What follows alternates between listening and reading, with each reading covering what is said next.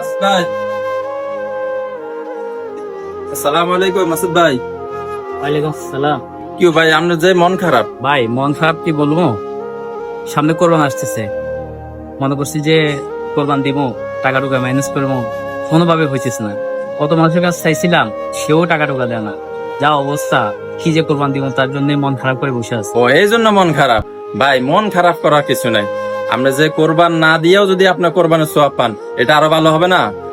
আপনি টাকা ম্যানেজ করতে পারেন নাই, কোনো সমস্যা নাই।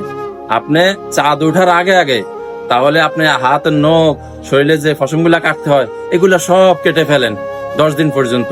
তাহলে আপনি, আল্লাহ তাআলা আপনাকে কোরবানের সোয়াব দিবে। কি বলেন হুজুর, কোরবান না দিয়ে কোরবানি সব পাওয়া যায়? আলহামদুলিল্লাহ হুজুর, যাক অত্যন্ত খুশি হয়েছি যে কোরবানি না দিয়েও কোরবানি সব পাওয়া যায়।